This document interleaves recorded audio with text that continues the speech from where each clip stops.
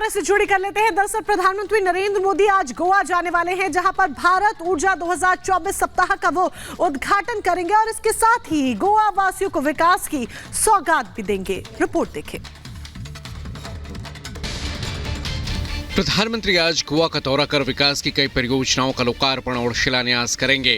PM Modi आज गोवा में विकसित भारत विकसित गोवा कार्यक्रम में शामिल होंगे और 1330 करोड़ से ज्यादा की विकास परियोजनाओं का लोकार्पण और शिलान्यास करेंगे। प्रधानमंत्री मोदी सुबह करीब 11:15 बजे भारत ऊर्जा सप्ताह 2024 का उद्घाटन करेंगे। ऊर्जा आवश्यकताओं में आत्मनिर्भरता हासिल करने पर ध्यान केंद्रित करते हुए 6 से 9 फरवरी तक गोवा में भारत ऊर्जा सप्ताह का आयोजन किया जा रहा है। प्रधानमंत्री मोदी वैश्विक तेल एवं गैस कंपनियों के मुख्य कार्यकारी अधिकारियों और विशेषज्ञों के साथ बैठक करेंगे। भारत ऊर्जा सप्ताह 2024 का उद्देश्य स्टार्टअप को प्रोत्साहित करना और उन्हें ऊर्जा मूल्य श्रृंखला में एकीकृत करना होगा। इस दौरान कई देशों के लगभग 17 ऊर्जा मंत्रियों समेत इस क्षेत्र से जुड़े 35,000 से अधिक लोगों की भागीदारी होगी। कार्यक्रम में 900 से अधिक प्रदर्शक अपनी प्रदर्शनी के साथ भागीदारी करेंगे।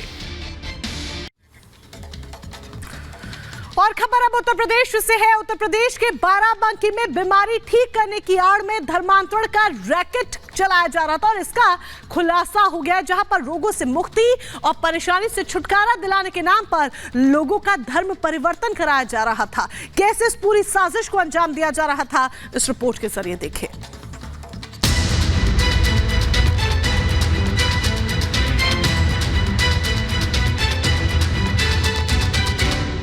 धर्मांतरण का खेल योगी राज में फेल। प्रार्थना के लिए आए। प्रार्थना बस दिल के बीमार रहते साहब, किसी का भाव वजन करने से बीमारी को लेकर बरगलाया, धर्मांतरण के जाल में फंसाया। धर्मांतरण चल रहा भाई, कब खुला है धर्मांतरण और कुछ है ही नहीं। इसमें बहुत बड़े बड़े लोगों का हाथ है। धर्म के धंधेबाज बेनकाब, एक एक का होगा हिसाब। ये तस्वीरें हैं उत्तर प्रदेश के बाराबंकी जिले की, जहां सेंट मैथ्यू स्कूल का ये चर्च धर्मांतरण का अड्डा बना हुआ था। यहां बीमारी को दूर करने के नाम पर धर्मांतरण का खेल चल रहा था, लेकिन जैसे ही धर्मांतरण के इस रैकेट का खुलासा हुआ तो हर कोई हैरान रह गया। चर्च के हॉल में आपको सैकड़ों लोगों का जमावड़ा दिख रहा होगा। ये वही लोग हैं जिन्हें अयोध्या, जगदीशपुर और सुल्तानपुर से बुलाकर धर्म परिवर्तन का पाठ पढ़ाया जा रहा था। चर्च के फादर डोमिनिक पिंटो के नेतृत्व में 200 से ज्यादा लोगों को प्रार्थना सभा की आड़ में बुलाया गया था। खबर है कि चर्च में लोगों को बहला फुसलाकर उनका धर्म परिवर्तन कराने की तैयारी की जा रही थी, लेकिन जैसे ही इसकी खबर हिंदू संगठनों को लगी तो वो मौके पर पहुंचे और जब इन्होंने लोगों से बात की तो क्या सामने आया, पहले वो हम आपको सुनवाते हैं। क्या मकसद था, किस लिए आपको बुलाया गया? प्रार्थना के लिए आए। प्रार्थना कौन जानकारी, बस दिल के बीमार रहते साहब, किसी का भाव वजन करने से नहीं तो भाव भजन किसका कहते हैं? आप हिंदू है ना? हाँ सर। यीशु मसीह है। हाँ साहब, तबीयत खराब रहती है साहब हमारी। यहाँ आ गए तो तबीयत सही हो जाएगी आपकी। सुनने में यही आता है। अच्छा, सुनने में यही आता है। हिंदू संगठन के लोगों का आरोप है कि यहाँ भोले भाले लोगों को चमत्कारी इलाज का झांसा देकर उनका ब्रेन वॉश किया जा रहा था। आगे गए तो मुझे वो गाड़ी दिख गई, मैंने रोका। मैंने कहा भाई साहब आप किसी परमिशन के जा रहे हैं? तो बोला कि वहाँ की परमिशन मुझे मिल चुकी है, ठीक है। तो मैंने कहा आपने भाई अगर जा रहे हैं तो रिटर्न में जाइए। तो मैंने कहा ठीक है, मैं आपका एक वीडियो बनाना चाह रहा हूँ और उसके बाद आप जाइए। भाई हम रोकने वाले होते कौन है? यहाँ पे क्या चल रहा था? धर्मांतरण चल रहा है भाई, कब खुला है। 4 लोगों के बीच में ऐसे चल रहा है धर्मांतरण और कुछ है ही नहीं। इसमें बहुत बड़े बड़े लोगों का हाथ है। अच्छा, हाँ, ये एकदम तय है। सामूहिक धर्मांतरण के खेल का खुलासा होते ही योगी सरकार के अधिकारी एक्शन में आ गए और एसडीएम समेत कई थानों की पुलिस मौके पर पहुंची और वहां मौजूद लोगों से पूछताछ की। जांच पड़ताल के बाद पुलिस ने मौके से 7 लोगों को गिरफ्तार कर लिया। ऐसी सूचना थी कि यहाँ पर धर्म परिवर्तन हेतु यहाँ पे गए। इस सूचना पे तुरंत एसडीएम सदर साहब, सीओ सिटी मैडम, सीओ सदर और तमाम जो हमारी जो फोर्स है वहाँ यहाँ पे तुरंत पहुँची है। जो यहाँ पे लोग आए हैं और उनसे जो बातचीत हुई है उससे कुछ संदिग्ध कार्रवाइयों की अभी हमें प्रथम दृष्टया पुष्टि होती है। हम इस संबंध में समुचित एवं विधि सम्मत कार्रवाई सुनिश्चित करें। खबर है कि इस चर्च में अब तक सैकड़ों लोगों का धर्म परिवर्तन कराया जा चुका है।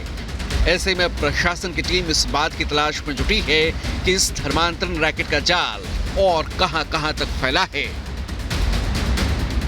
Bureau report, Republic Bharat.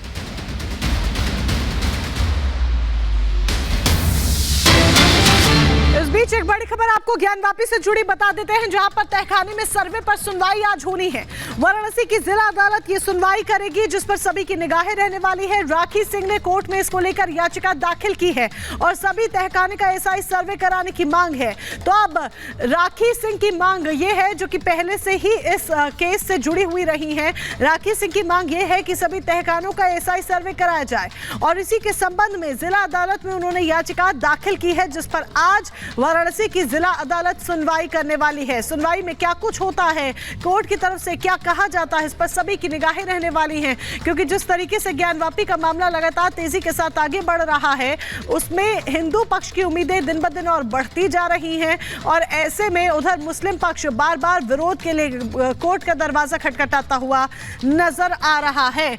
अब एक बार फिर से आपको यहाँ पर ये बता दें कि सभी तहखाने का एसआई सर्वे कराया जाए, राखी सिंह की ऐसी मांग है। तो ज्ञानवापी के व्यासजी तहखाने में पूजा का अधिकार मिलने के बाद अब बाकी तहखानों को लेकर भी जल्द ही खुलासा हो सकता है। दरअसल वाराणसी की जिला अदालत आज तहखानों के एसआई सर्वे वाली मांग पर सुनवाई करने वाली है। रिपोर्ट आपको दिखाते हैं।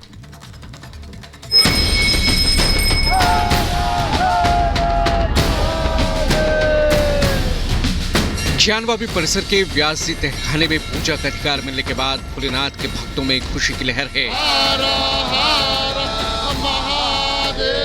और दशकों बाद ज्ञानवापी परिसर में बम बम के जयकारों की गूंज सुनाई दे रही है।